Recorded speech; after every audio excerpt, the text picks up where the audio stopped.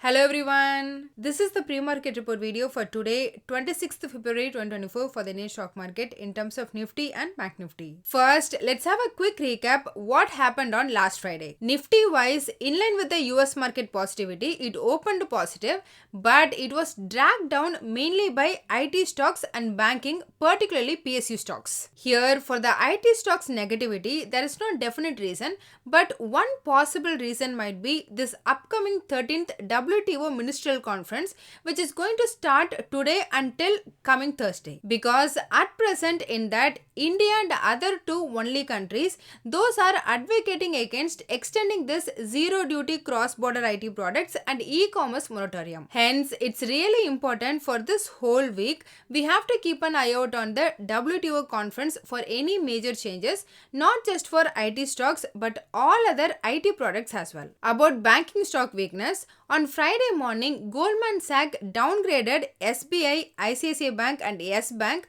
from buy rating to neutral. Here, for reason they cited, there will be an erosion of 5 to 2% earnings across the sector. So, both IT and banking stock weakness made the Nifty to erase all its positive gain and closed near flat. About institution, FII made a complete U-turn. On last Thursday, the net sold for 1,400 crore rupees, but again on Friday, the net bought for 1,300 crore rupees. And DAA was also a net buyer. However, the net bought for very marginal, approximately 180 crore rupees. Then coming to US market, the story was not so different. Most of us know last Wednesday night, Nvidia posted phenomenal earnings. As a consequence, on Thursday, in one single day, Nvidia's market cap increased to $77 billion US dollars. The change of Nvidia's price in one single day is bigger than the entire worth of India's biggest stock, Reliance Industries. So that Thursday positivity was spilled to Friday as well. In addition, before the US market opening, London Stock Exchange Group LSEG increased the S&P 500 fourth quarter earnings to over 10% compared to previous September quarter. All these made S&P 500 to open above 5,100. However, now there was a diminishing hope of interest rate cut in the next two FOMC meeting, which in turn reduced the Fed whole year interest rate cut projection to just 80 basis points, which was earlier in January month expected to be around 150 basis points. As a consequence, it increased the 10-year bond yield to over 4.35%. That and the profit booking at S&P 500 5,100 level trimmed the US market positivity and closed around flat. Dow Jones increased 0.16%, S&P 500 closed up very marginal 0.03%, and because of treasury influence, Nasdaq alone closed negative 0.28%.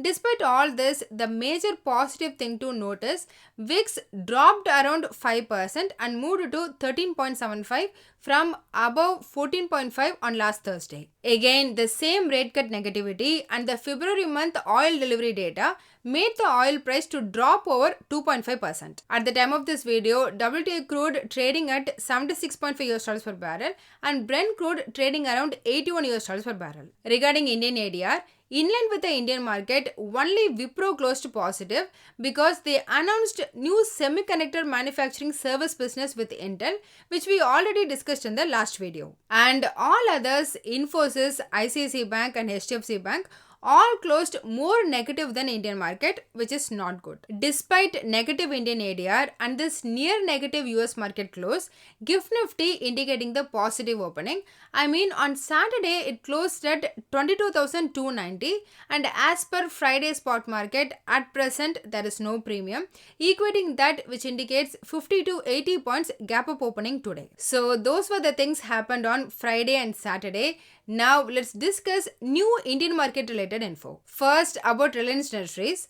As per Bloomberg, Disney and Reliance signed the binding agreement to merge their Indian Disney with Reliance Media, and based on that, Reliance Media expects to own 61% of the merged entity. So, Reliance Industries, Network 18 and TV 18, all those stocks will be in focus today. Second, Swiss-based insurance company called Zurich agreed to buy Kotak Business Insurance Division for over 5,500 crore rupees. Anyway, moving on. Friday evening, SEBI released the consultation paper for mutual funds. At present, for example, SBI mutual fund can invest only up to 25% of their money in SBI or SBI Life Insurance or any other SBI related companies.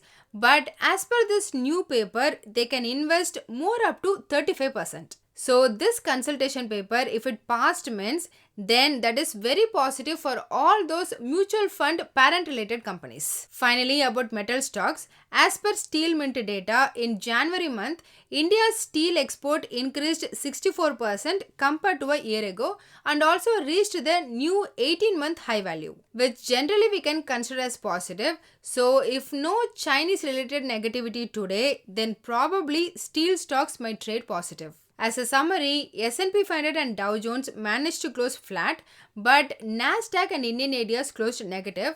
So there are some negative momentum. However, for some reason, GIFT Nifty indicating the gap up opening, and there are positive news related around Reliance Industries, Kotak Mahindra Bank and metal stocks. So let's hope for the positive trade. Moving on, as per stock open interest, Canara Bank, Federal Bank, Muthoot Finance, Oracle Finserv, India Cements, Metropolis Healthcare and India Mart got an increase in open interest along with a negative close indicates the short build-up. On the other hand, Indian Hotels, Aditya Birla Capital, Vodafone Idea, Dr. Eddies and Jubilant Footwork got an increase in open interest along with a positive price close indicating the long build-up. About the things to look out, there is nothing that I'm aware of before and during our market hours scheduled release that can influence our market. However, in the night for US, first building permits data and very important US new home sales data are some of the important items we need to keep an eye out today. Coming to technical, Nifty opened 70 points gap up and hit an intraday new all-time high 22,297 in the morning.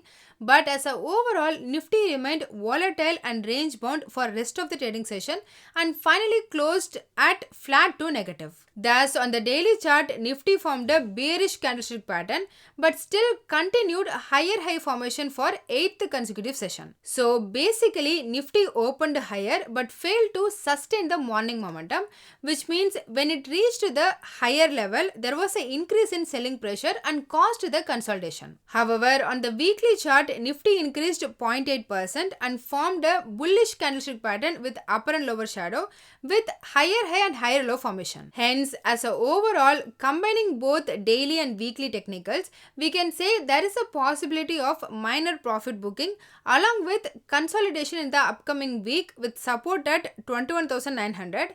Again, this coincides with 21-day exponential moving average. In terms of levels, 22,300 to 22,350 will act as a immediate hurdle zone, while 22,130 to 22,090 is the crucial support zone for the continuation of up move. In case of Bank Nifty, it extended its downtrend for third consecutive session, down 108 points and closed yet another session below 47,000 mark. Thus, on the daily chart, it formed a third consecutive bearish candlestick pattern with slightly longer upper shadow. However, during the week, Bank Nifty increased 0.92% and formed a bullish candlestick pattern with long upper shadow. So, the upper shadow in both daily and weekly chart indicates the hesitation among the buyers at higher levels. Hence, we can expect the immediate resistance at 47,100 and a conclusive break above this level would signify a resumption of the uptrend towards 48,000. On the lower side, expecting 46,300 to 46,500 level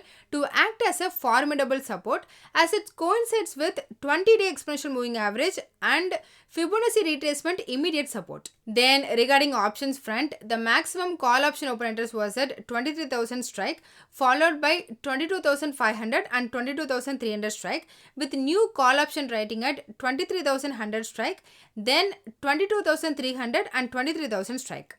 Thus, from the options data, it indicates 22,000 mark as the immediate support. Whereas on the put side, the maximum open interest was at 22,000 strike followed by 21,500 strike with new put option writing at 22,200 strike then 21,200 strike. Hence, on the higher side, the resistance is at 22,500 level. So that's all in this video. Hope you all got some useful information. please consider subscribing to the channel and liking the video, so it will help me beat the YouTube algorithm and also motivate me to do more. Please don't make any investigation based on this, as I'm not a SEBI registered advisor. I'm doing this for my and viewers educational purpose only. Thanks for watching.